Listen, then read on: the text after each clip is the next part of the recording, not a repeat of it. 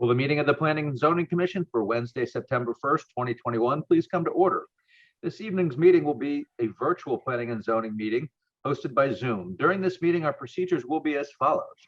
1, when you first enter the meeting, you will be in a virtual waiting room until the meeting host admits you. 2, be aware that your camera, if you have one, and your microphone will be muted by the meeting host when you enter the meeting. You can turn on your camera at any time so you can be seen by others if and when you choose. In order to run an efficient and orderly meeting in this virtual format, unless otherwise stated by the meeting chairman during the meeting host will keep everyone other than the commission members muted. You will still be able to hear everything said by the commission members, even if you are muted and your camera is not on. There will be the opportunity for public comment during the public hearings, at which time public participants will be unmuted. The secretary will read the legal call of the meeting as published according to Governor Lamont's executive order. 4, during the public hearing, the applicant will be invited to present the application, explaining to the commission and others present what is being requested. The meeting host will share all related documents on the screen as needed. In addition, all applications and supporting materials for each application on the agenda are available through the public meeting calendar page of the town website, www.ci.guilford.ct.us, and also through a direct link on the Planning and Zoning page. 5, comments of town agencies will be read for each application if there are any. There'll be clarifying questions from commissioners. There will then be the opportunity for clarifying questions from the audience. Please raise your hand through the Zoom platform and wait to be called on and unmuted.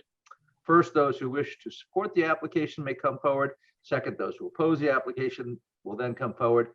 As this is a public hearing and must be recorded, it is necessary for speakers to identify themselves each time they speak by stating their name and address. 7, the applicant will then have the opportunity to address any questions or concerns raised by the public or commissioners. 8, once the public hearing is closed, the applicant is free to leave or remain for the balance of the public hearing and regular meeting, during which the commission will try to reach a decision on each application. Each applicant will be notified in writing as to the decision of this commission and has the right to appeal to Superior Court if desired. 9, decisions of this meeting are available the day after the meeting by calling the Planning and Zoning Department at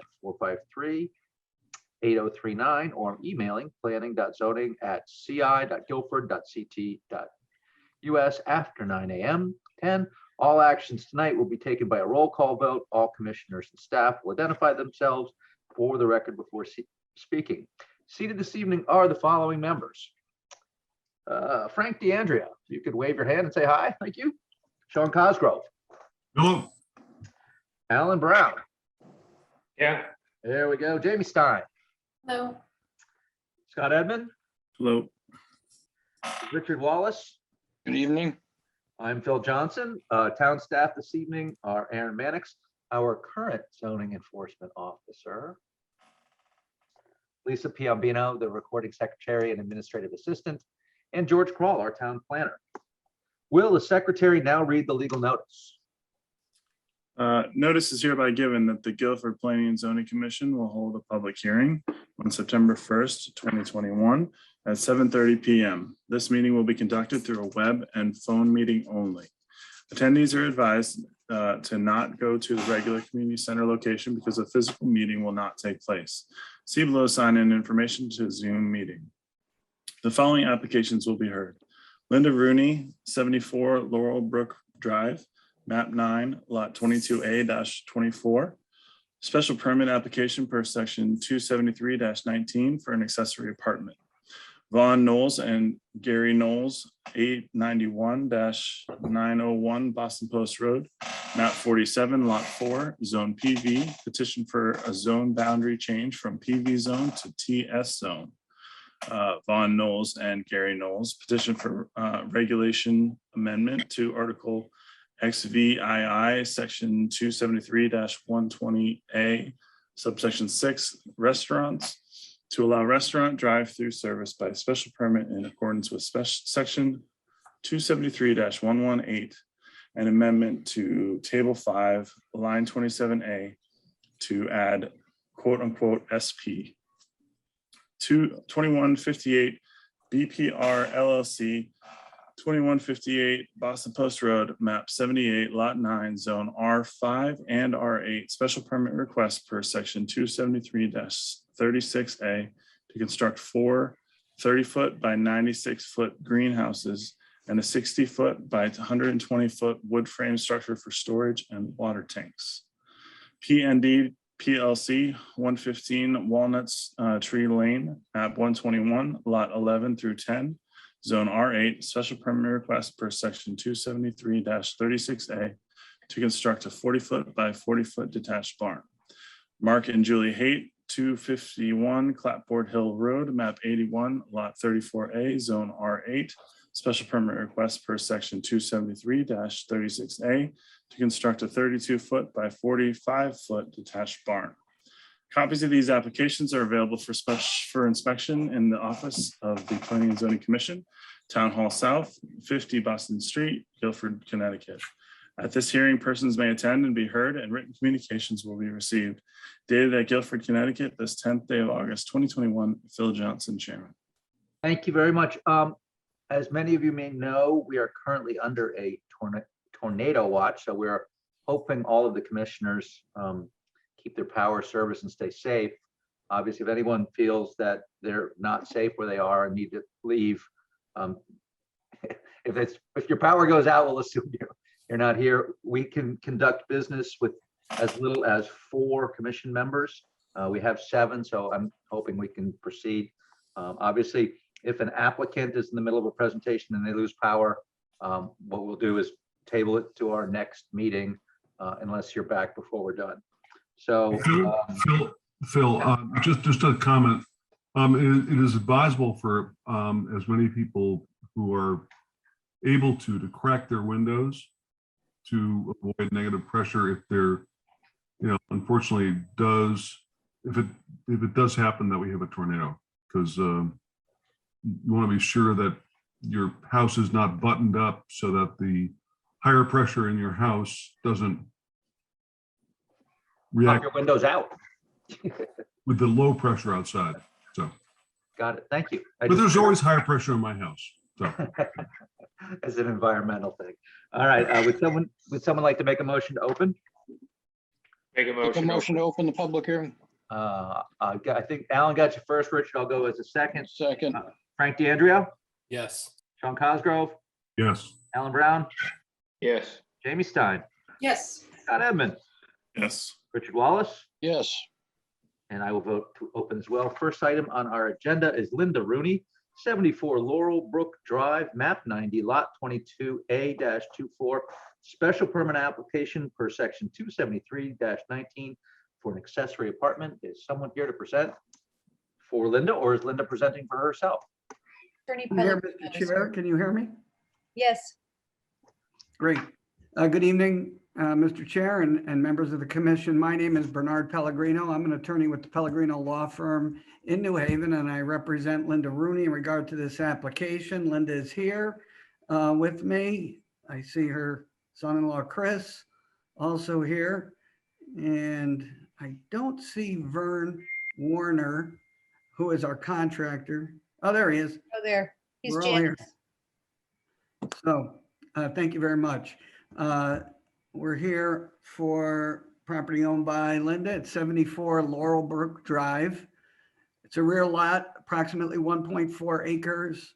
It's located in your R5 zoning district. It's currently improved with a single-family residence that she owns and resides in. And she has an in-ground swimming pool in the west of the home. And there's the site plan. Thank you, Aaron. Welcome.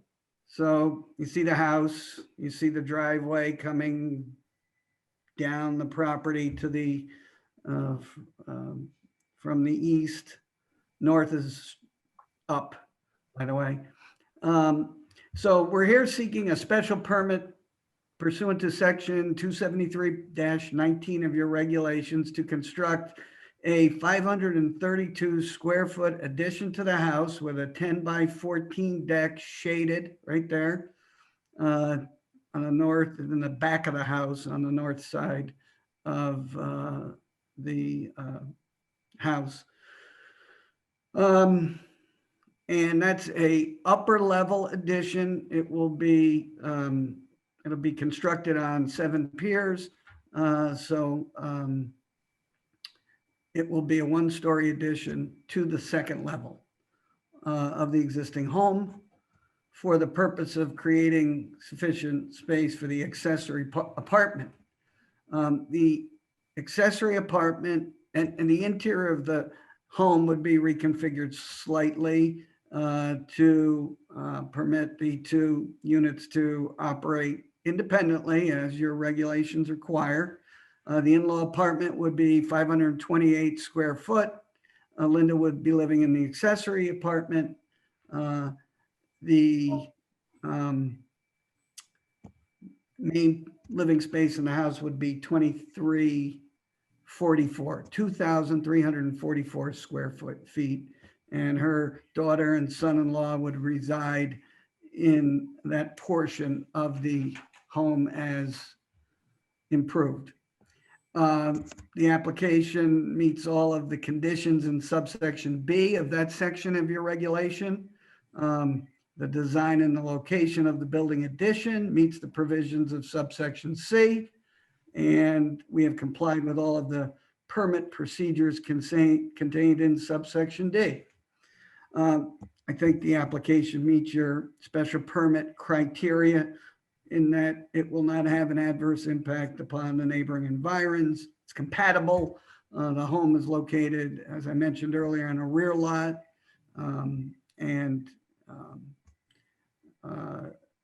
And so with this small addition, I think it will continue to be compatible and it's secluded enough so there would be no adverse impact. That's it in a nutshell. I think it's pretty straightforward. Happy to answer any questions that any of you may have in regard to the proposal. Why don't we have a couple of memos to go through, which might spark questions and might not. So we have one from Kevin McGee. Jamie, would you like to take that one? Sure, happy to. Aaron, if you could just pull that Yes. up for me at your leisure. Thank you.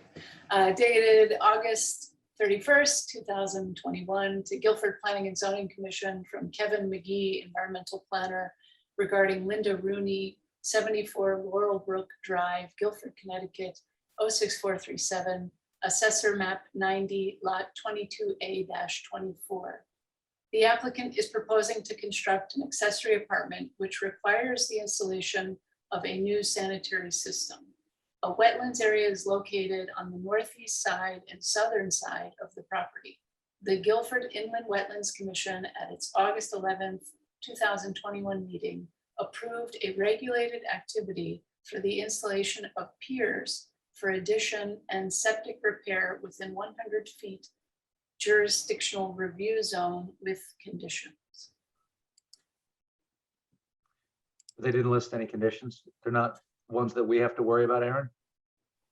They're included as part of the inland wetlands approval, so they don't Okay. need to be incorporated into this. I Great. do have a memo from the health department I didn't see that that uploaded. I can include as well. Sean, you want to grab the one from the health department, please? Of course, to the Planning and Zoning Commission from Kins,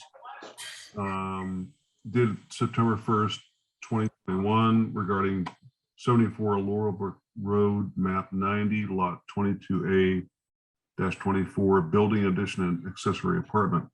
The application for a building addition and accessory apartment located at the property referenced above is approved. The subsurface sewage disposal system will be installed in the location indicated on the improvement location survey by Angus McDonald, Gary Sharp and Associates. A&W will design and submit the subsurface sewage disposal plan, not showing the survey is a pump chamber that will be located just north of the septic tank. The system will be below grade, requiring no additional site grading. Thank you. Are there any questions from commissioners with respect to this application? Aaron, are there any red flags that have popped up? Are we good on checked all boxes? this complies with the zoning regulations. Great. Any questions from commissioners? Are there any questions from the public that's here? Would anyone like to speak in favor of this application?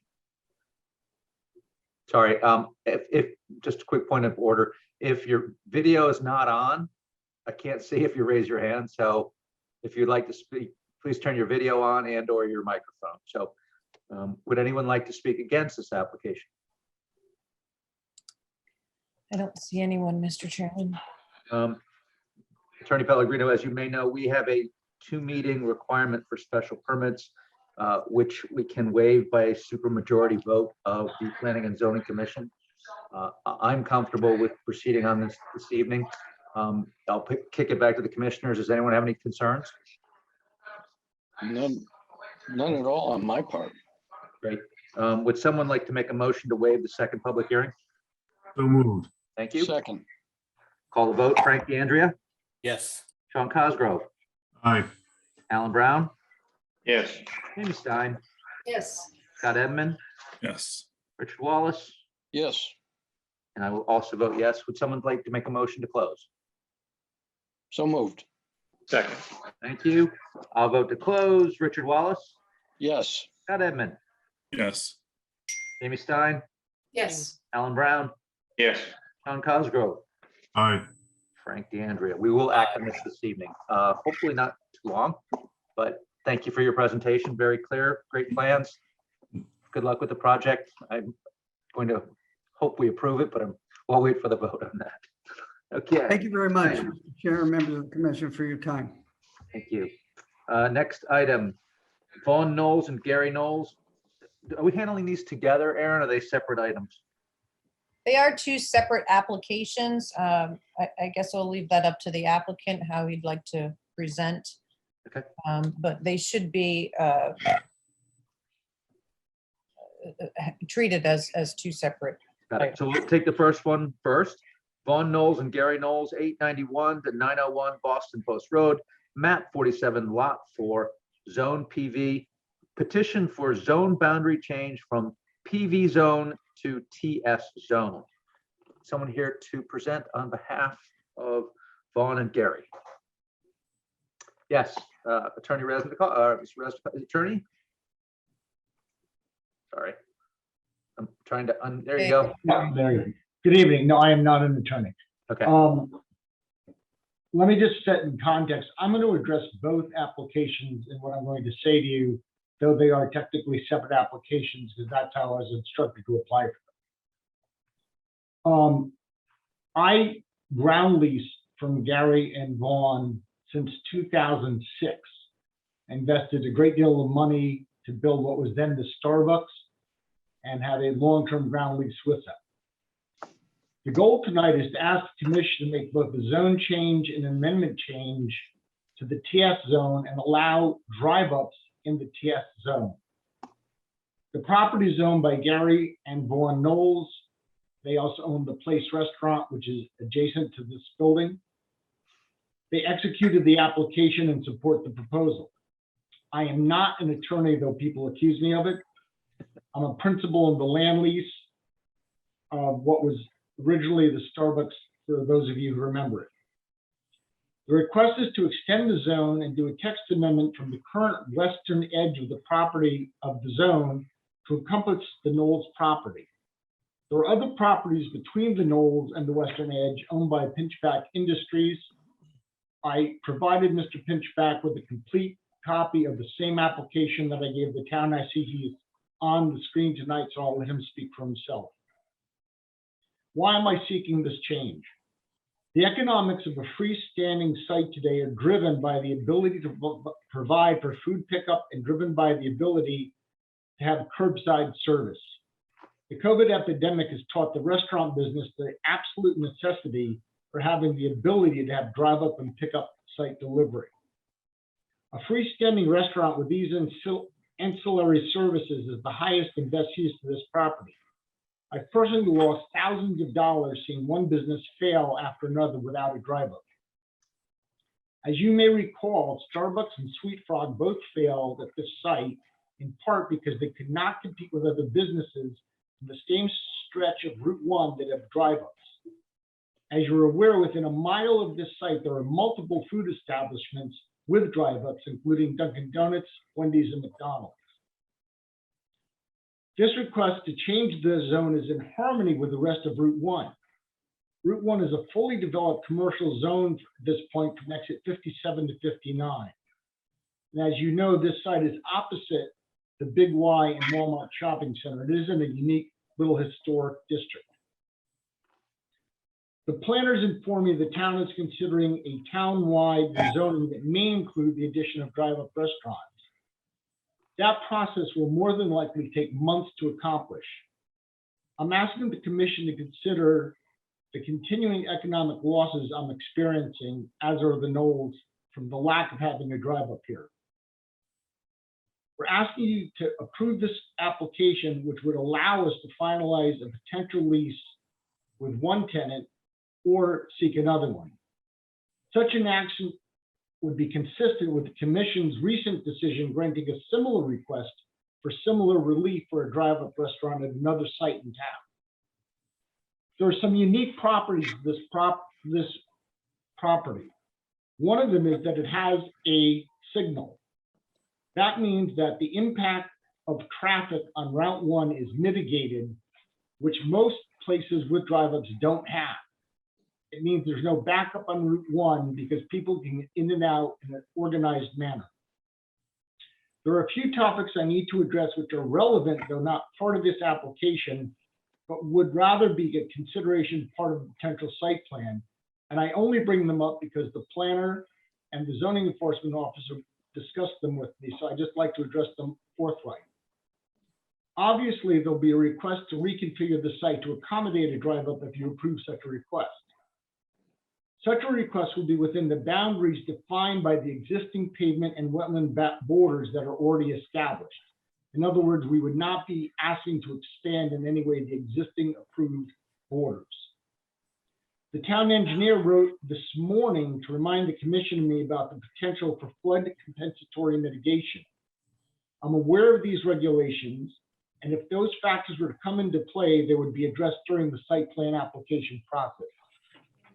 In conclusion, this is a request to address an immediate and pressing need to allow this part of Route 1 to become economically competitive with the balance of Route 1 commercial development, attract a user who will provide employment and personal property taxes to the town, and allow the property owner and me to move forward with a viable tenant.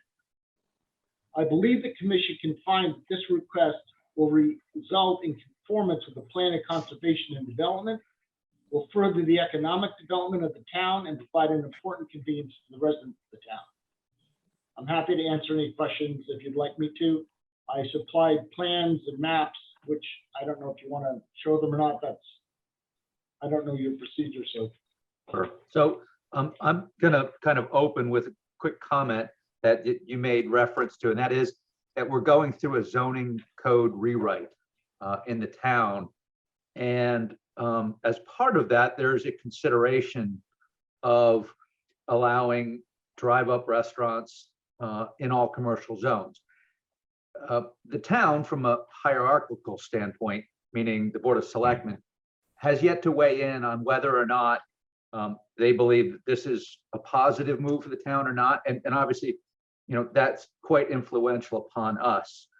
I'm reluctant to kind of piecemeal out parcels as opposed to looking at this from a holistic standpoint. As you may be aware, the 3 restaurants that you referenced are existing non-conforming uses. So they wouldn't be allowed if they were to come before us now as an application, as an applicant, but they're allowed to exist in their current form.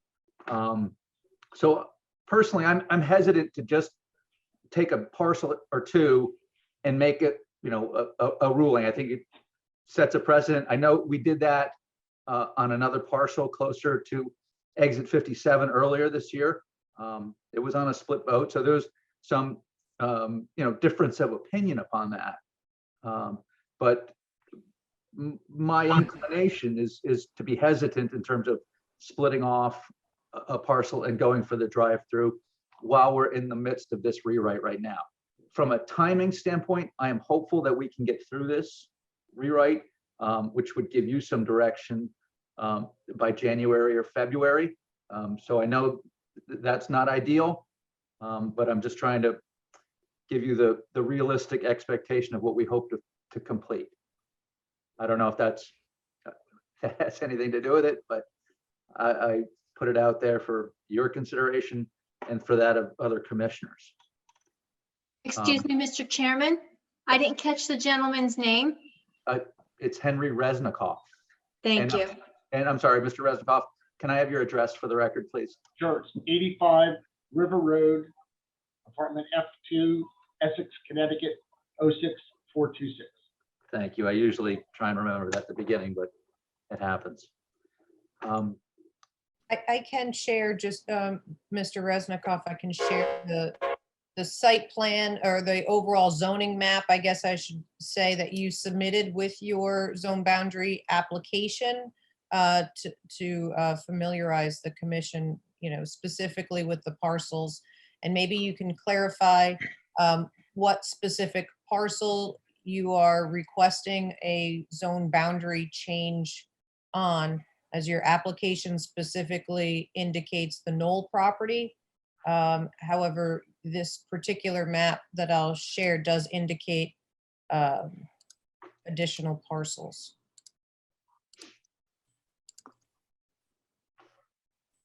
So this is the road here. Right. And this is the Walmart and Big Y shopping plaza in here. This is the property, correct, 891 901 Boston Post Road. This is the old Starbucks, Sweet Frog, and the Place restaurant. It's currently, this is the PV zone line here that extends to the TS zone, and this rear portion of your particular property in question and the remaining Pinchbeck property is industrial 1 zone. So this particular property is, this is the credit union. Henry, is that correct? That's correct. Okay, so you're looking, can you clarify your request if you're looking to extend the line all the way to this property, or if it is just for this parcel? The intent of the application is to extend it from the western edge of the TS to the western edge of the Knoll property. All the way through here. Right. So we would have that isolated small PV? Well, it could be extended beyond that. When I discussed this early on with the planning staff, they said just to go to the end of the Knoll property, it could be extended all the way through. The PV is a very restrictive zone, which you're probably familiar with, which doesn't allow a lot to happen in it and make it very economically uncompetitive. Right. I see that the Knolls just joined also. So the portion in the industrial 1 zone, you're looking to extend the TS through that portion of the lot as well? I think just to be consistent, yes, because it's one piece of property. So I do just want to clarify that although the intent is to extend the zone line, the application specifically indicates only one parcel of a little over 2 acres. The reason it was written that way was, unfortunately, when I tried to get hold of the owners of land in between, I didn't get a response, and I didn't think I had the right to just simply assume I could apply for them.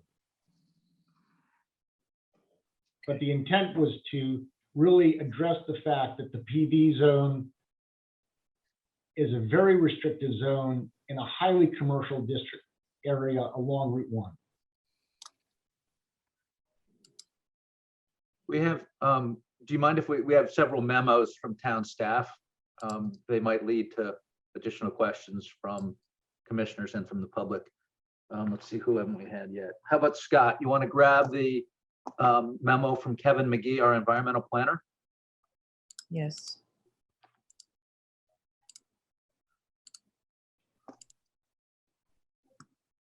Scott, I think you're muted still, so let me unmute you. There you go. Thank you.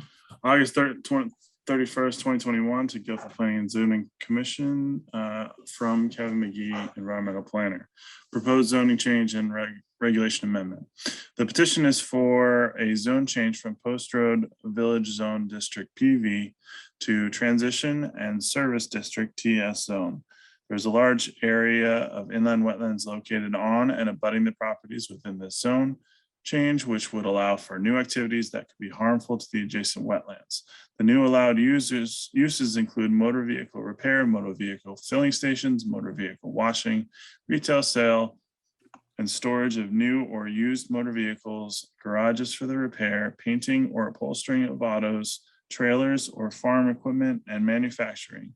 The zone change to TS would also allows for the increase in the total floor area of a building from 20,000 square feet, 25,000 square feet by special permit, to 30,000 square feet, 50,000 square feet by special permit, which would increase parking needs and increase stormwater runoff. The change in zoning within this area should be part of a larger comprehensive review of the zoning, which is being conducted as part of the zoning regulation review. The request for the addition of drive-throughs or curbside service could be done without a zone change that would allow for the increase in allowable uses adjacent to this large wetlands. Thank you. Hey, Frank, we've got a note from Janice Plasiak. Would you be kind enough to take that one? Sure. If you can put it up for me. Yes.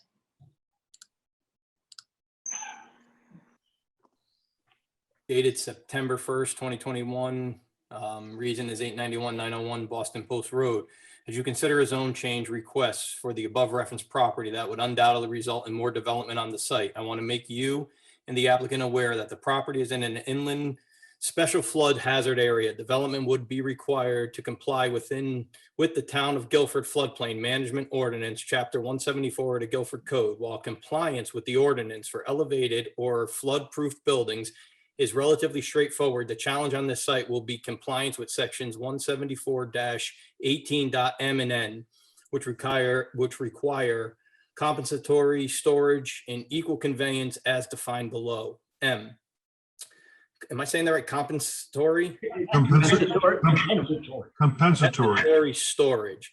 So that's the water holding capacity of the floodplain, except those areas that are tidally influenced shall not be reduced. Any reduction caused by filling new construction or substantial improvements involving an increase in footprint to the structure shall be compensated for by deepening and or widening of the floodplain. Storage shall be provided on site unless easements have been gained from adjacent property owners. It shall be provided within the same hydraulic reach and volume not previously used for flood storage.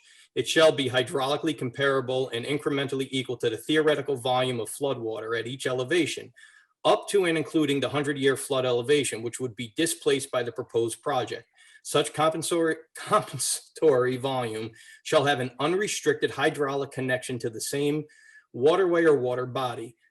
Compensatory storage can provide off-site if approved by the municipality. N, equal conveyance with the floodplain, except those areas which are tidally influenced as designated on the flood insurance rate map firm for community encroachments resulting from filling new construction or substantial improvements involving an increase in footprint of the structure are prohibited unless the applicant provides certification by registered professional engineering demonstrating with supporting hydrologic and hydraulic analysis performed in accordance with the standard engineering practices, that such encroachments shall not result in any 0.00 feet increase in flood levels, which is base flood elevation, work within the floodplain in the land adjacent to the floodplain, including work to provide compensatory storage shall not be constructed in such a way so as to cause an increase in flood stage or flood velocity. Is there more? That's it. No, compensatory. Compensatory, my goodness. Yes, I did go to Colgate and graduated with honor. There you go. Just never saw the word. Exactly. Are there any type of amendment like this requires a 2-meeting minimum? and we can't waive that. So we will eventually continue this to our next meeting, but I would like to open it up to commissioners to ask any questions or make any comments, and then we'll go to the public for comments and questions, or questions and then comments. Yes, Jamie. Thanks, Phil. Go ahead. Okay, thanks, Sean. I just want to know if the applicant's intention is to change the use of the parcel, because restaurants are allowed in both the PV and the TS zone. So I'm not quite understanding the argument that the PV is too restrictive. And also keeping in mind, sorry, Mr. Resnikoff, also keeping in mind that the intention of the PV is, and I'm quoting here, a zoning district designated to permit a variety of small-scale commercial uses. The district should establish a sense of entry to Guilford and foster preservation of historic properties. It goes on, but it also talks about encouraging pedestrian amenities. So I'm hesitant to see the necessity for the zone change. I can't quite see that. The only reason there's a request for a zone change, originally I asked for just a addition of a drive up to the existing zone. Mr. Kroll suggested to me that it would be better to extend the TS zone than to ask to add the drive up to the PV zone. If adding it to the PV zone is acceptable, that's perfectly fine. So the idea is simply to be able to have a drive up at that property. Would this be an exclusively drive up location? I have no idea. I doubt it. The one tenant I'm talking to right now would have an indoor dining room and curb pickup, not dissimilar to other restaurants you're familiar with. And just relative question, can you tell me why Starbucks left originally? Starbucks left, when they left, there were two reasons. You may remember that about 15 years ago, Starbucks nationwide did a store reduction, and they closed 5 stores in Connecticut. This was one of them. The reason they cited to me was lack of a drive up, because so much of their business comes through the window. You may, I don't know if any of you were on the commission, but I had asked twice previously for permission to add a drive up to this zone, and it was denied both times.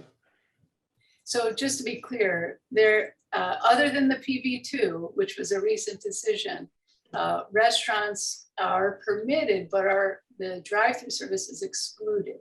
So it's excluded in the TS, and it's not permitted in the TS, and it's not permitted in the PV. But curbside. It's also permitted in the zone where the Guilford Commons is located. All of a sudden, I can't remember what that zone is called. But it's CW. Right. Drive-throughs are permitted there, and they're now permitted in the PV2 as a result of the change you made before. The TS zone is perhaps more sympathetic to a change, because this is my thinking, because there are already 3 drive-through restaurants there. So if you were going to make a change anywhere, that there may be some logic to allowing it in the TS zone. The PV zone would be, with the exception of the green, based on the kind of standards and values and purpose that you just alluded to, Jamie, would be one of the least likely places to want to encourage drive-through restaurants. Right, but respectfully, George, I feel that the moratorium on drive-through restaurants may have been a result of the density of drive-throughs that exist in the TS zone. That could. Therefore, There's more no sympathetic more- having them, or an overabundance of them. That could be, yes. I think part of this goes back to, our requesting some guidance from the Board of Selectmen on kind of the future development and from a larger perspective than just a single application. I do see that Mr. Pinchbeck is here. If you'd like to speak, Mr. Pinchbeck, please state your name and address for the record and any Hi. comments or concerns. Sure. Good It's to Tom see you. Pinchbeck at 191 State Street and Pinchbeck Farms, run Pinchbeck Farms. I can appreciate the Knowles and Mr. Resnikoff's concern of trying to get something done quickly, but it seems to me that the town really needs to step back a little bit and finish their evaluation of these overlays and transition zones. And I know originally that the transition T&S zone or overlay was, supposed to be down towards exit 59 and to encourage those types of Jiffy Lubes and, McDonald's and that stuff down there and protect the integrity of the downtown with a PV overlay. And of course, everything kind of gets filled in over time. Changes get made, but it seems like we're already in the middle of a process of evaluating how we want to proceed on Route 1 and where we want to take it as a community. And I think we should see that through before we continue with spot approvals for different things. That's all. Thank you very much.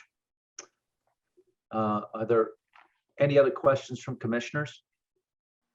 Well, I would say So I'll go Richard first and then Sean. Okay. I was around when Starbucks was there. I was running a business in the plaza at the same time. For Mr. Resnikoff, is there going to be an alteration to the building and to the traffic flow for this drive-through? The intention is not to alter the building at all. There would be a creation of a drive-up lane. I don't know how it's going to, we have one or two layouts that seem to function, meet all of the codes, all of the parking and everything else. It does not include altering the building. Now, that doesn't mean a particular tenant may not come in and ask to alter the building, but right now, the tenant I'm working with is not looking to change it. Stay within the same footprint? Yes, sir. That answers your question, That's Richard? it for me, Phil. Okay. Yes. Sean? I would just echo your comments, Phil, and those of Tom Pinchbeck, that, I think that the overall question for the town of, our future approach to drive-throughs in general, we have to get the feedback from the selectmen, and when we do, we'll have, a better sense of where we go in terms of the zoning regulations that we are, reviewing right now for possible changes. So I do think it is prudent to table this. I just think it's the prudent. But we have to continue it first. Continue it first, yeah. And then we can decide at our next meeting how we want to proceed and whether or not any additional information comes in between now and then. Is there anyone else from the public that would like to ask a question or make a comment with respect to these? I would like to get George Carell's input on this, what he thinks at our next meeting, to think about it, see what he thinks, as he's the town planner. I think this is the man that is the one that should have a lot of say in what's going on in town, because this is what his job is. And he can give us insight because he's well understands the situation. Oh, there you go, George. Get your homework. For the next meeting, I'll be happy to do that. Very good. Got two Thanks, hats for the George. next meeting. Sorry about this, just checking the dates. Our next meeting would be October 6th. Unless there's any other questions or comments from the public. And seeing none, would someone like to make a motion to continue the public hearing on this to our meeting of October 6th, 2021? So Move moved. to- Second, All right, very good. Frank DeAndrea, Aye. Sean Cosgrove, Aye. Alan Brown, Yes. Jamie Stein, Yes. Scott Edmund, Yes. Richard Wallace. yes. I shall also vote to continue. We'll see you in a month, Mr. Resnikoff. Thank you. You shall. Thank you, Thank you Mr. for your Pinchuk. time. Okay. Next meeting on our agenda, 2158 BPR LLC, 2158 Boston Post Road, map 78, lot 9, zone R5 and R8. Special permit request per section 273-36A to construct 4 30 by 96 greenhouses and a 60 by 100 foot frame structure for storage of water tanks. Is someone here to present on behalf of 2158 BPR LLC? Yes, good evening, Jim Preddy, Criscolo Engineering, 420 East Main Street in Brantford. Just as a minor correction, and maybe it's my fault with labeling on the drawing, but the frame portion is only 20 by 60. The rest of the structure shown on the plan will be greenhouses. So the actual frame portion is much smaller than. Not 60 by 120. No, it's only 60 by 20. Okay, yeah, that's smaller. The rest of that is greenhouse.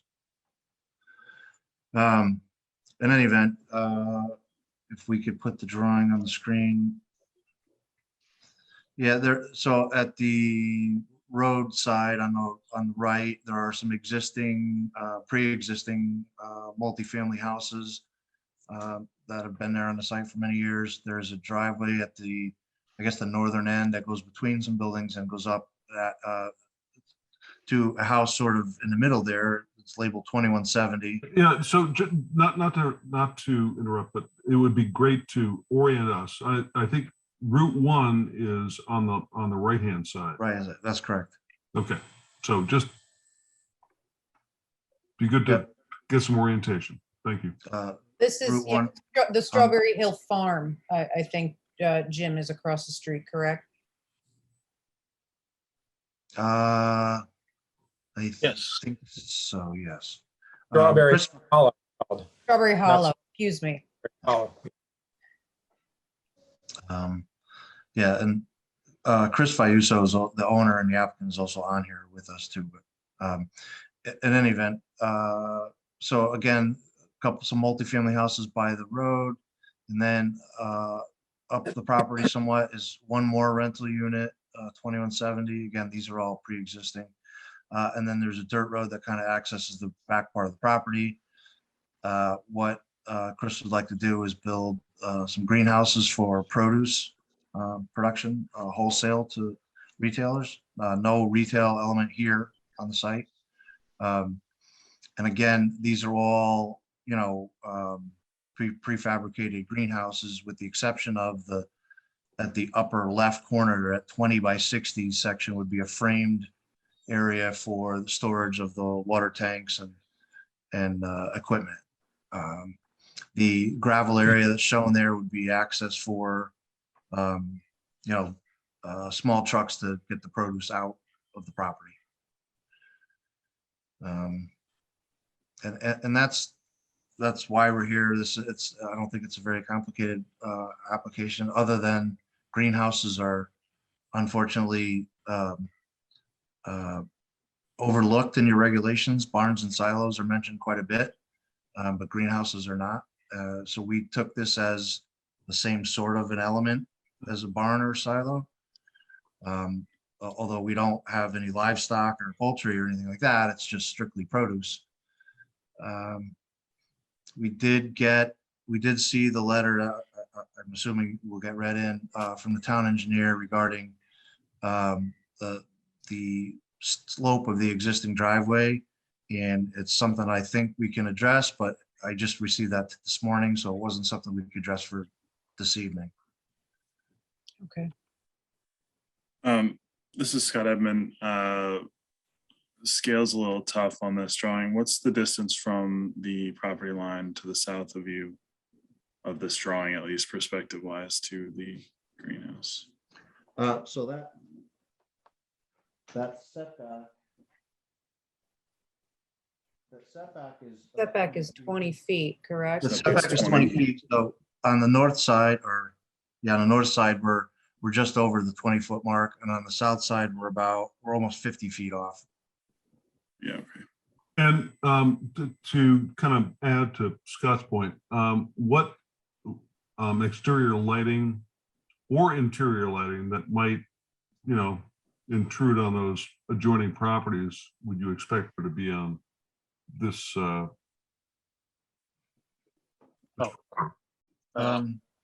certainly on the south side, there wouldn't be any need for it there, but I don't know, maybe Chris, maybe you could kind of chime in here and tell us what you're thinking about for lighting. I mean, there'll be interior lights, but they're greenhouses, so they will glow somewhat.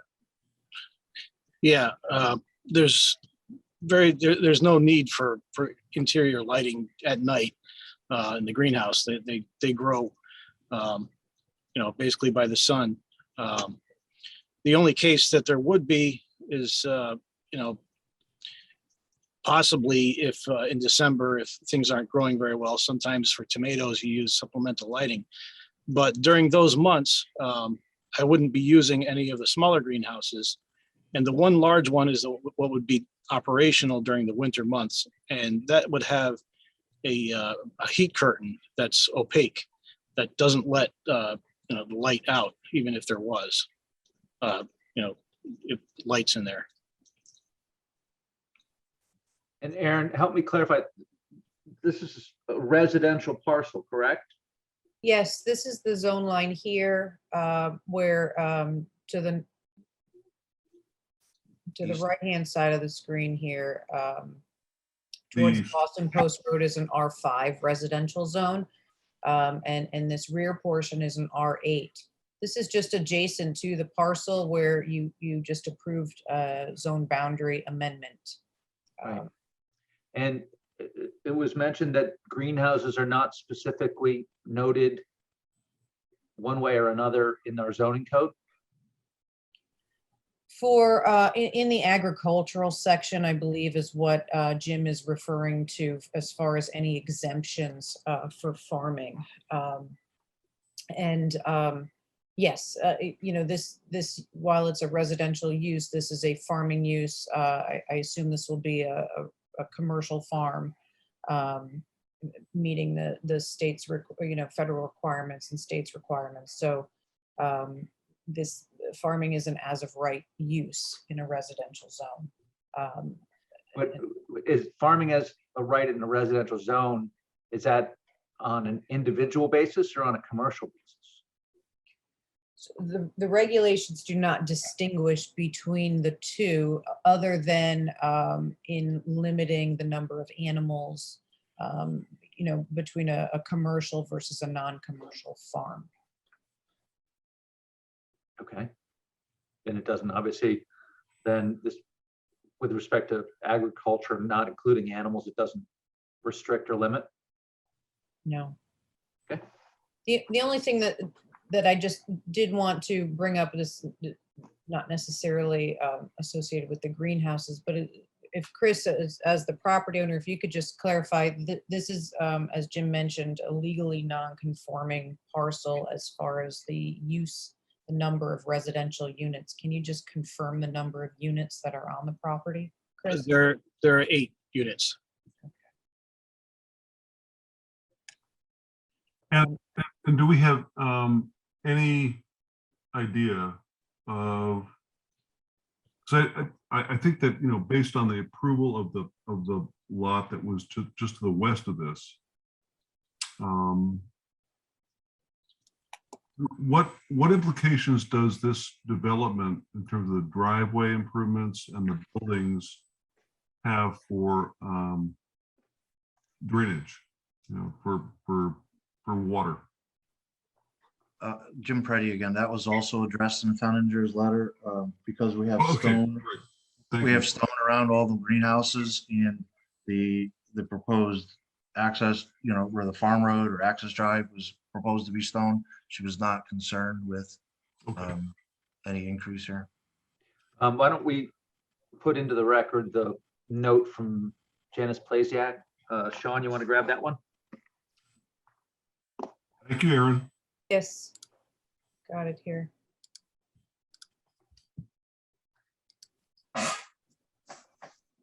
To Planning and Zoning Commission from Janice Plasiak, professional engineer, town engineer, dated September 1st, 2021, regarding 2158 Boston Post Road.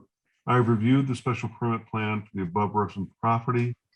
The proposed expansion of use for the property to build greenhouses is utilizing and extending a narrow and steep driveway that exceeds the maximum slope of 12% for driveways that our current policy requires. There is a section that is 22% slope and another section that is 18% with only a width of 10 feet. The expanded use of this driveway for the greenhouse will likely include heavy trucks using this driveway, which has only been used in the past for a single family residence. I'm concerned about the safety of using this driveway as currently proposed and encourage the driveway be redesigned to be safer for the intended use with less steep slopes and a wider width. Also, since this development will be adjacent to existing residences on Cotillo Drive, any lighting on the site should be code compliant, full cutoff, and night sky compliant.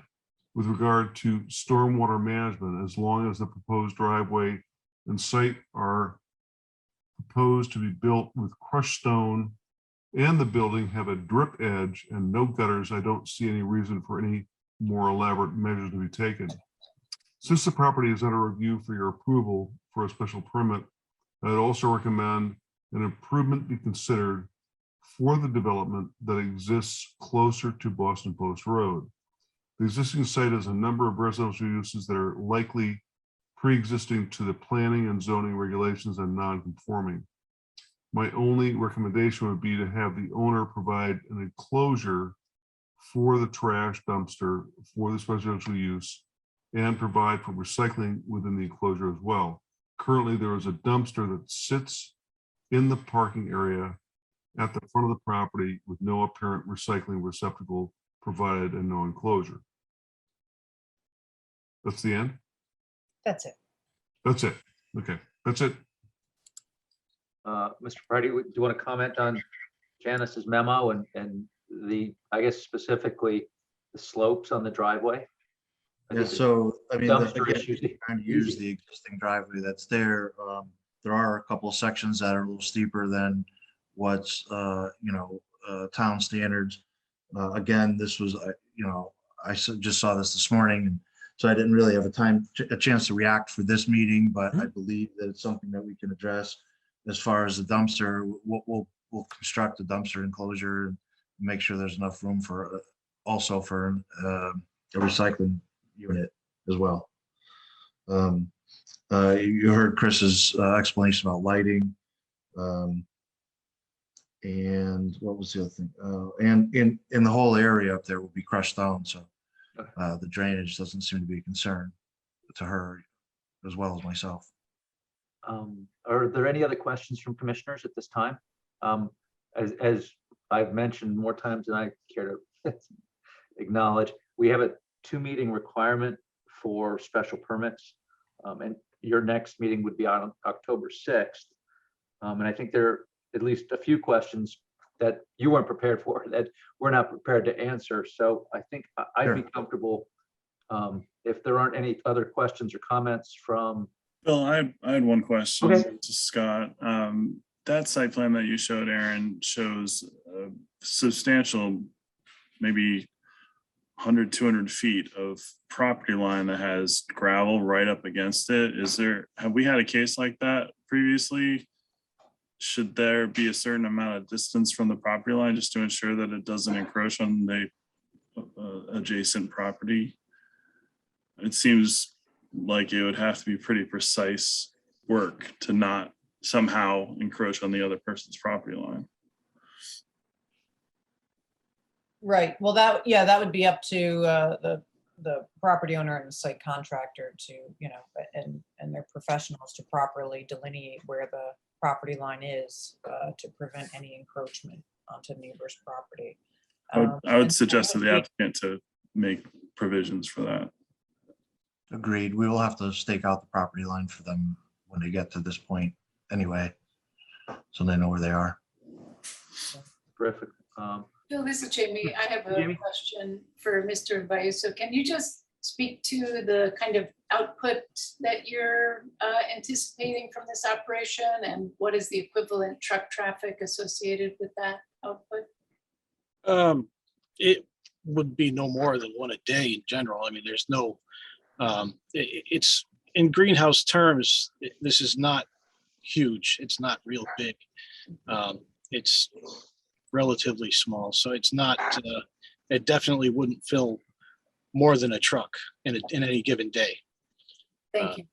It's very helpful to put it into perspective for those of us that don't know the greenhouse business. Thank you. I think for perspective, Chris, this is an expansion of your business that is off of Route 95 in, is it East Haven? In Brantford. And I should be clear that this is, I work at Vayuso Farms and I'm part of that business. This is my own business. Okay, all right. Yeah. All right. Any other questions or comments from the commission members?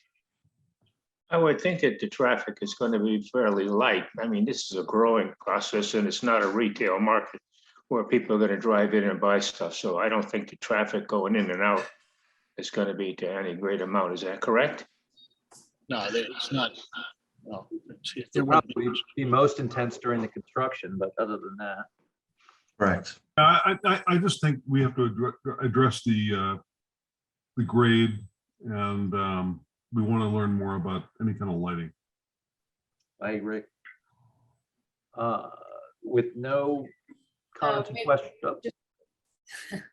Sorry, I mean, just in preparation for that, for the next meeting, perhaps Jim or Chris, you could provide us with some lighting specifications and a simple photometric plan, just to put those questions at ease. Yeah, that's something that we'll take care of, yes. Great. So if we could get you to tackle the grading question and the slope question, and then the lighting stuff, I think that would be great. And with that said, would someone like to make a motion to continue this hearing to the 6th of October? Mr. Chairman, you have some, I think some public maybe on this one. Okay. Would anyone from the public like to comment or have a question? I see a hand raised. No. I don't see anyone, Mr. Chairman. Frank, do you want to make a motion to continue? So moved. I got a second out of Richard. Frank, Aye. thank you, sir. Sean Cosgrove, Aye. Alan Brown, Yes. Amy Stein, Yes. Scott Edmund, Yes. Richard Wallace. Aye. I will also would continue. Thank you very much, Jim and Chris. Look forward to seeing you on the 6th. Thank you. Thank you. Thank you. Thank you. Next application is PND LLC, 115 Walnut Tree Lane, map 121, lot 11-10, zone R8, special permit request for section 273-36A to construct 40 by 40 detached barn. Sounds like a nice barn. Someone here to present on behalf of PND LLC. Yes, I'm here, Elizabeth Kozarik, architect, 23 Highland Street in Guilford. Good evening. Hello. Probably if we could put that site plan up, I'll launch into it that way, maybe. Sounds good. So we are, as you said, seeking a variance to the 750 square feet to put a barn. The property is located in a small cul-de-sac neighborhood. And the site plan is actually showing Walnut Tree Lane as sort of continuing behind to the south of the property. But it actually does not. There's sort of a dead end point at that point. So The neighborhood was originally going to continue with homes, but the water company actually bought up the whole southern side, starting from where the cursor is and then continuing south around the back side of the property. The property is also composed of 2 lots. You can see number 9 and number 10. Number 9 actually is larger and expands towards the west side, past the house, the residence. So where the cursor is, you can see the residence. And what the owner would like to do is combine lots 9 and 10 to one lot so that they can construct the barn as an accessory to the home for equipment storage. The barn from the Walnut Tree Lane Road is, I think, more than 260 square feet back from it. From the barn sited location, the property slopes downward in all directions. There you can see we are outside of any wetland or conservation easement lines. And I think that's sort of the gist of the site. Also, just while we're looking at the site, you can see that there is sort of the 30 by 40 darker outline, which indicates the actual enclosed storage area of the barn. And then on the south side, there's a 10 by 40 porch that's set across the north side of the barn. And I think I had a couple of elevations there for you to sort of see what the thing looks like from the exterior. I don't know if you want to show those, Aaron. Yes, I've got them here for you, Beth. We previously did receive a zoning board of appeals approval for height variance, and we have several letters of support from, I think, almost every neighbor in the neighborhood who are excited to see a barn go into this sort of North Guilford agricultural area.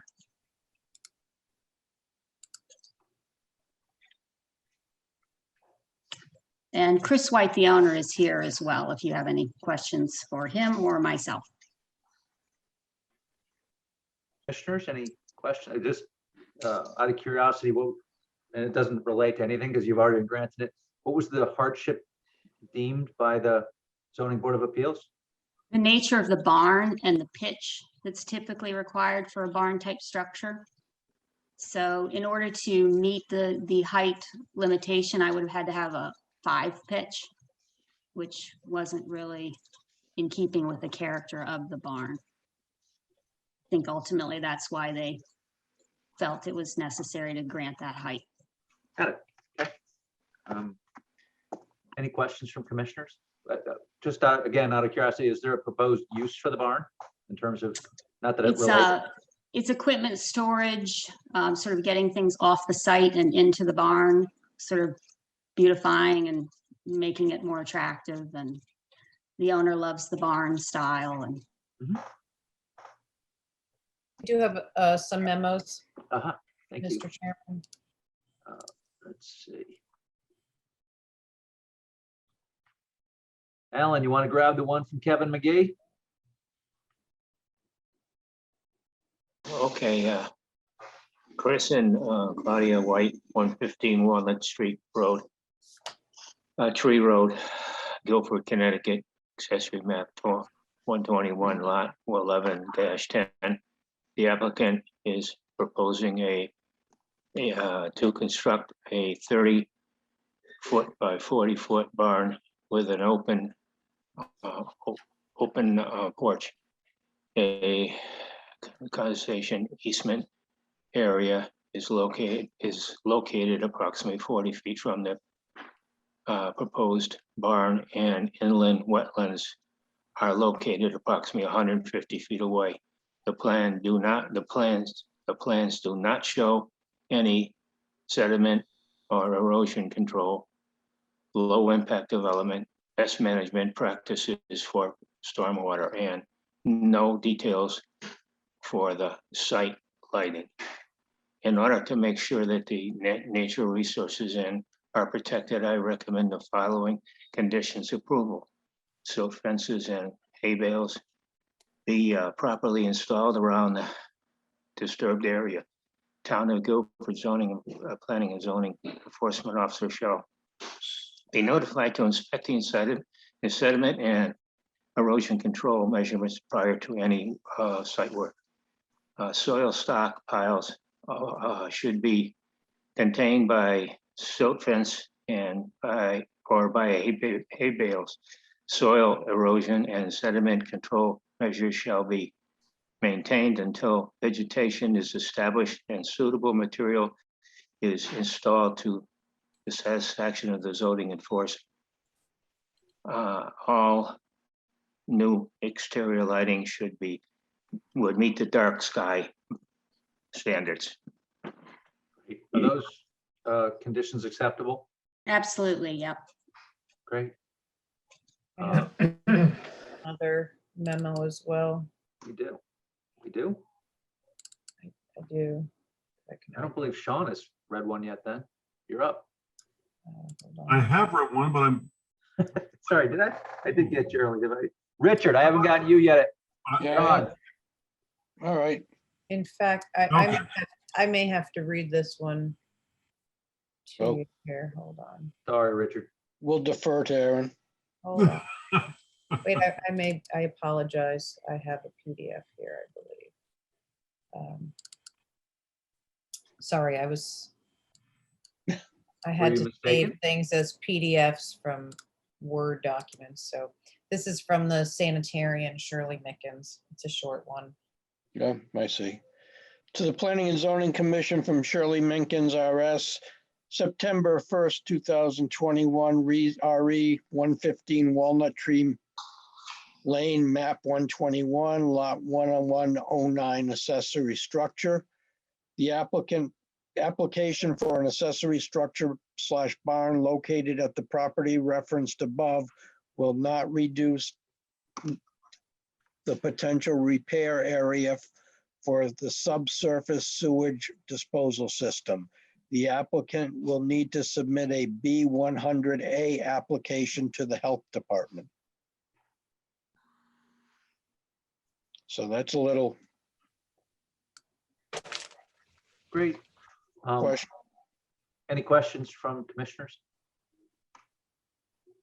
Are there any questions from the public with respect to this application? Would anyone like to speak in favor of this application? We do have 6 letters of support. I'm not sure if you'll read those into the record or. I can note them if that's easier. I think some of them, I received them from Lisa, but I don't think they were in a format that we could read. So No, it was very jumbled. Yeah. Did you Oh, get well. the PDF that I forwarded, Aaron? I do have them, and I can read them into the record if you'd like. That would be great. We always like to hear comments from neighbors, Okay. especially ones in favor. Right. Right. The objection ones, we don't always like to hear those, but they are heard as well.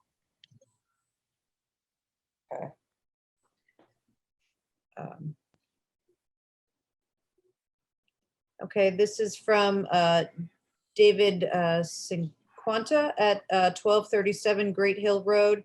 I'm writing this letter to support Mr. and Mrs. White's request to construct the Saratoga-style barn on their property. The aesthetics of this type of construction would be beneficial to the area. I do not have any objections to allowing the construction or the granting of a permit. Great. One from Gary and Dawn Burkle at 1249 Great Hill Road.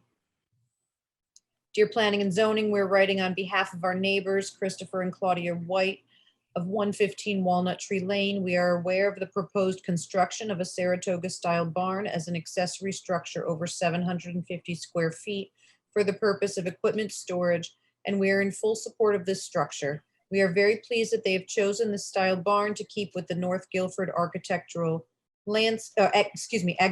landscape and feel that it will be a nice addition to the neighborhood.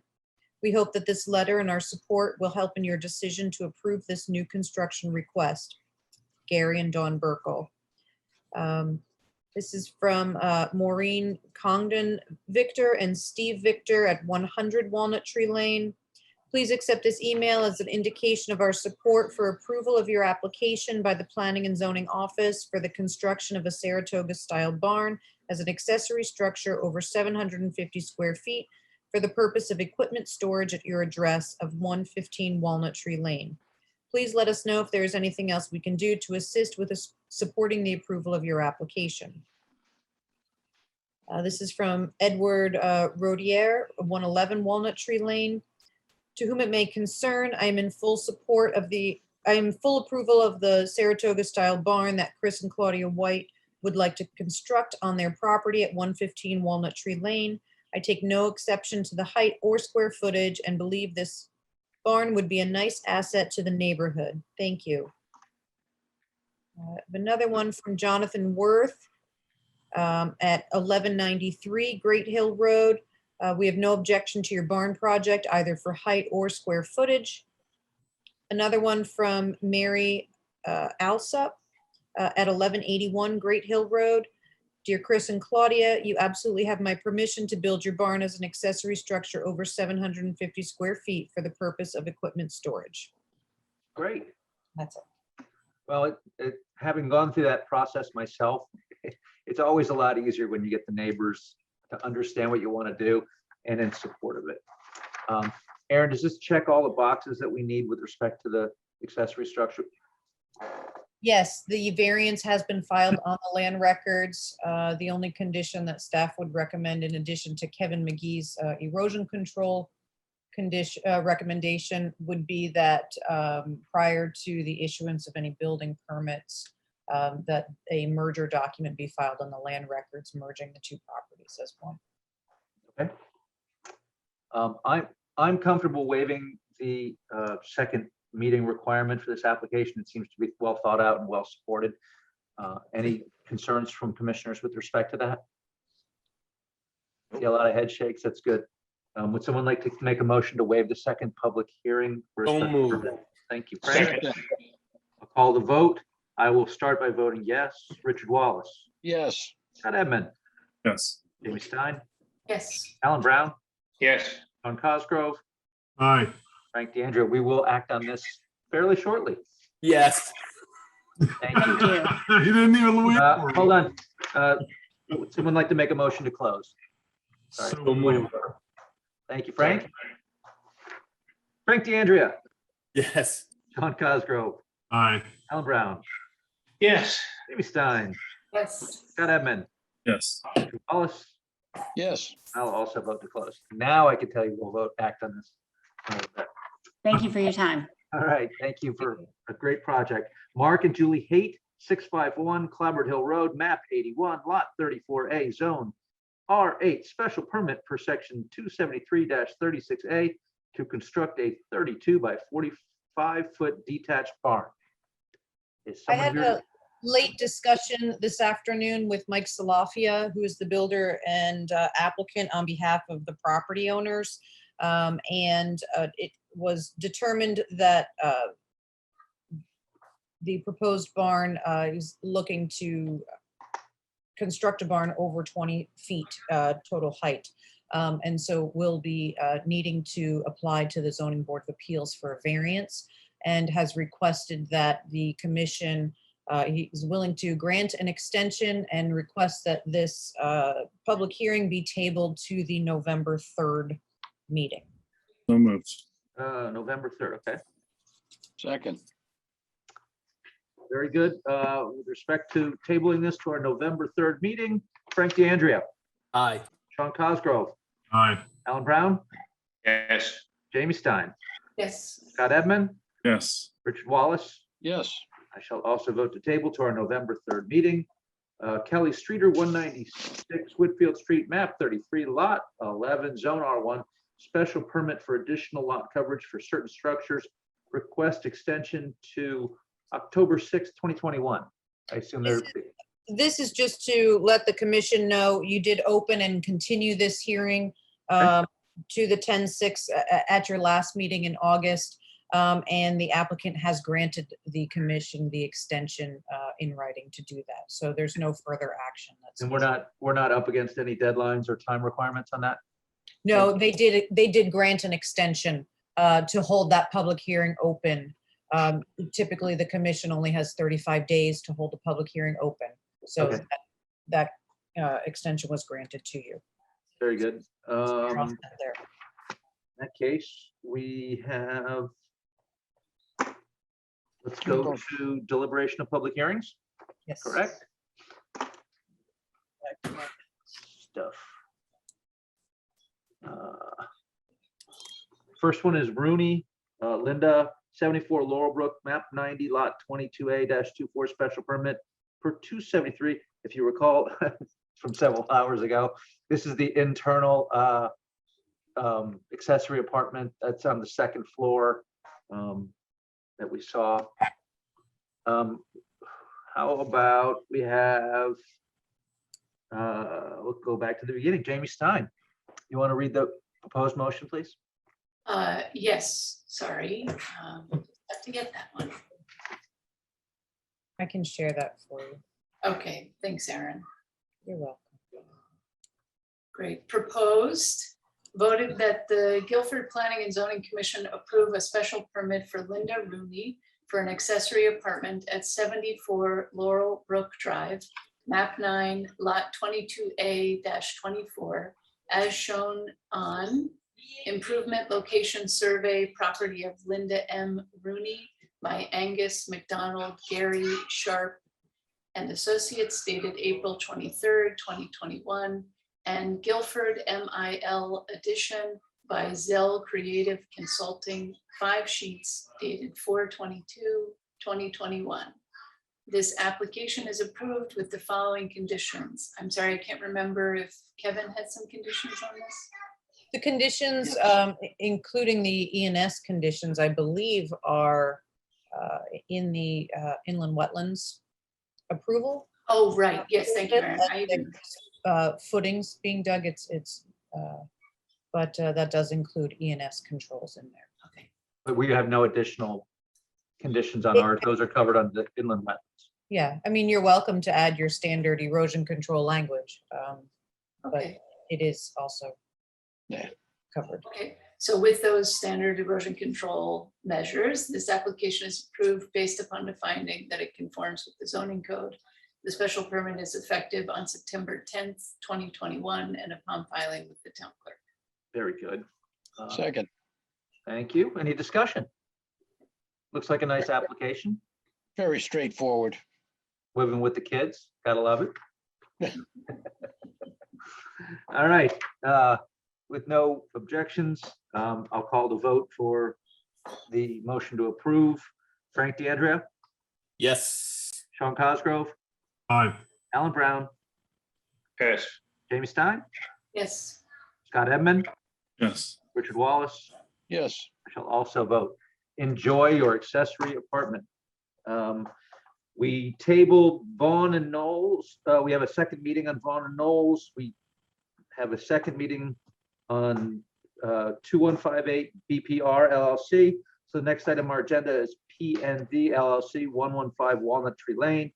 This is the 40 by 40 barn that received the ZBA's approval for the height. Would someone like Frank DeAndrea like to make a motion? Certainly. Voted that the Guilford Planning and Zoning Commission approve a special permit for Chris and Claudia White for an accessory structure over 750 square feet at 115 Walnut Tree Lane, map 121, lot 11-10, as shown on, quote, zoning location survey, lot 10, Norton Acres, end quote, by Anderson Associates, dated May 26, 2021, revised on 7/6/21. And quote, White Barn, end quote, 3 sheets by Elizabeth Kozarak, architect, dated 4/27/21. This application is approved with the following conditions: that prior to the filing of the special permit, lot 9 and 10 be merged as required by the variance granted. This application is approved based on a finding that with the variance granted, it conforms with the zoning code. The special permit is effective on September 10th, 2021, and upon filing with the town clerk. Frank, would you mind adding Kevin, the erosion control measures as outlined by Kevin McGee? Is that I would correct? like to add those erosion control measures outlined by our environmental planner, Mr. Kevin McGee. Thank you very much. Do I hear a second? Second. Great. Discussion? Any problems, questions? Looks like a lovely barn. It really does. Nice project. Good. With a motion and a second, I'll call the vote. So moved. Thank you. Richard Wallace, Yes. Sean Cosgrove, Aye. Alan Brown, Yes. Frank DeAndrea, Yes. Scott Edmund, Yes. and I shall also vote yes. I vote yes too. Jamie, oh, Jamie, you're killing me. I thought I was trying to trick everyone up. I tricked myself up. I noticed you were keeping me on my toes. Oh, we're pushing up. Yeah. So what else do we have? We have to receive and set public hearing dates for some new applications. Joseph and Darlene DeRosa, 718 Mulberry Point Road, map 10, lot 18, zone R2, coastal site plan for a 12 by 16 shed. Receive and set public hearing date for October 6th, 2021. Also on that date is Francis Slater and Michael Poole, 553 Mulberry Point Road, map 16, lot 57-1, zone R5, coastal site plan for a small addition. Receive and set public hearing date for October 6th, 2021. Would someone So like to- moved. Thank you. Second. Great. Frank DeAndrea. Yes. I will also vote yes. Scott Edmund, Yes. Jamie Stein, Yes. Alan Brown, Yes. Richard Wallace, Yeah. Sean Cosgrove. Aye. Very good. Other commission business. I have asked Sean Cosgrove if he would consider taking over the position on the Regional Planning Commission, and I sent him a link to do some research on. If you're ready to chat about that, great. If you want some more time to do due diligence, we can certainly wait. You're taking the seat that was previously filled by Matt Yerzinski, so obviously it hasn't been well represented of late. Because The original I man. Aye. So would you like to She consider hasn't that? been Just warm add for a some- while. So you can either say, yes, I'd like to take it, or I'd like some more time to review the position, and I'll get back to you as soon as I can.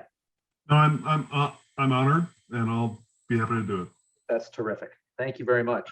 Neighbor Works, 45 Stonehouse Lane, request 90-day extension to file Mylar. What's that, Aaron? This is an extension. This was the town's affordability, Correct. affordable housing development subdivision that was required for this. The Mylar has not yet been filed on the land records, and NeighborWorks, the proposed developer, is requesting a 90-day extension from the commission to file that map.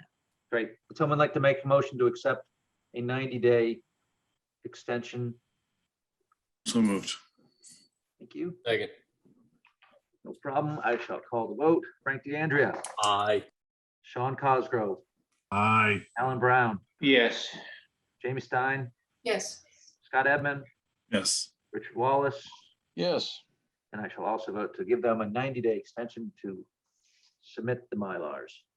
Detect 351 New Whitfield Street request, use/placement of trailer for continued COVID testing to September 2022. I sure wish we didn't have to do this, but they're doing good work. And obviously we haven't gotten rid of our favorite virus. So is anyone here?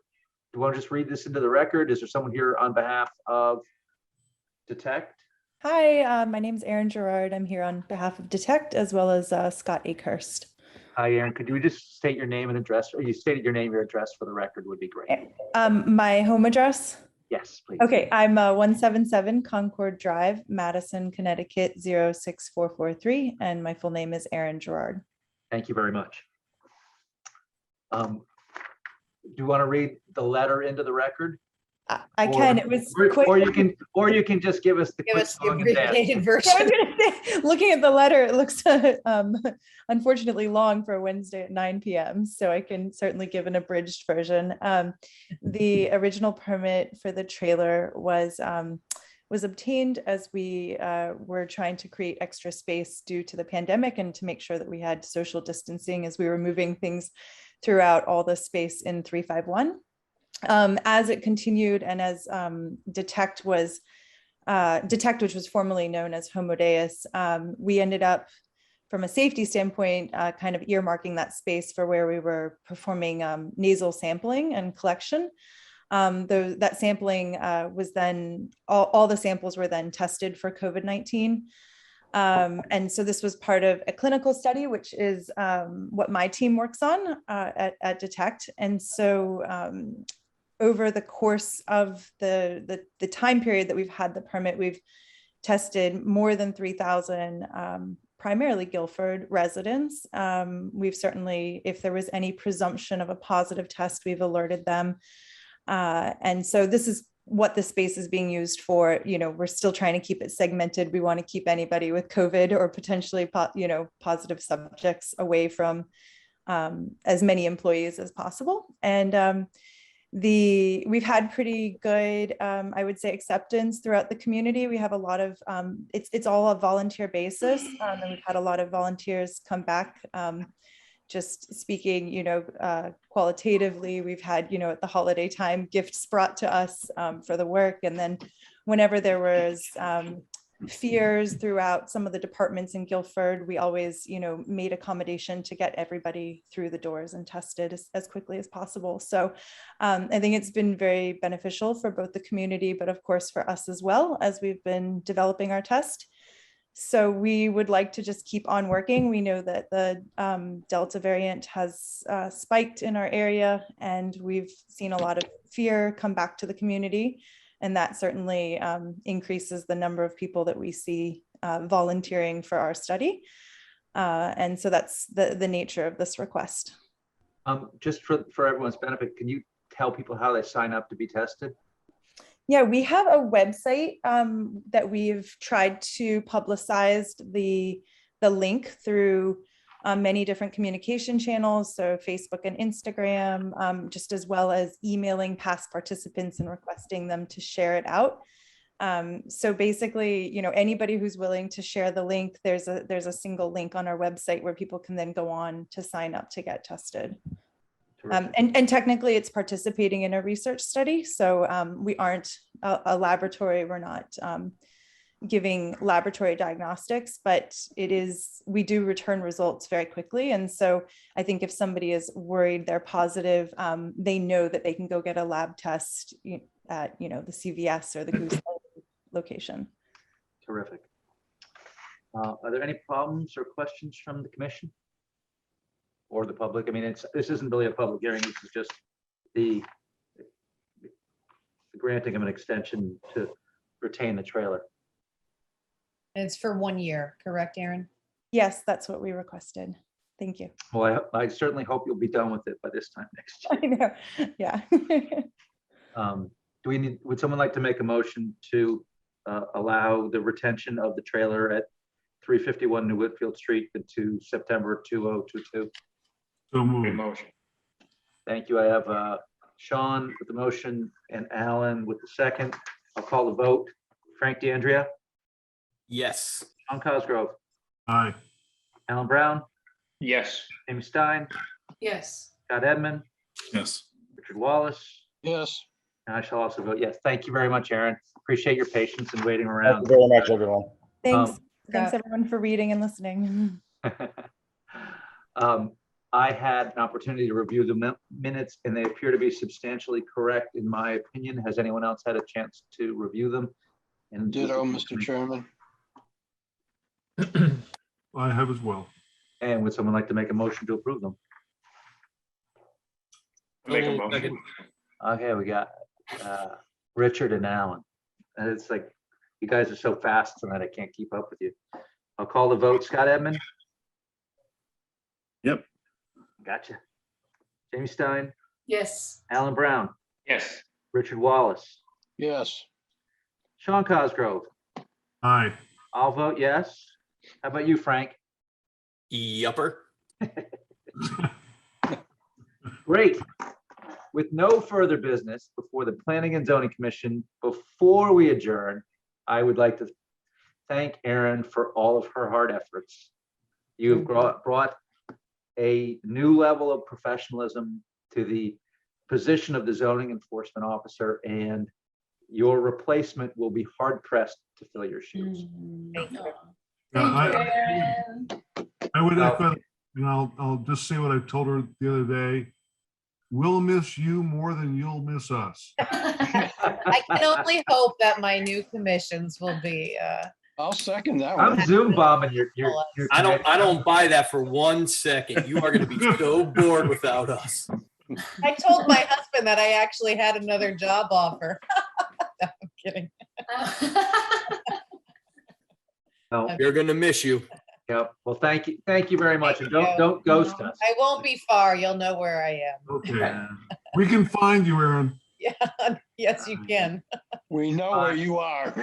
Make it look like an accident. By a show of hands, shall we adjourn? Let's go home. Richard, bon voyage. Yeah, bon voyage. Merci. Safe travels, Rich. All right. Thank you. Don't eat the escargot. It's not good for you. Okay. All right. Take care. Take Thank you. care. Okay, Thank you. you. Okay, Bye. bye.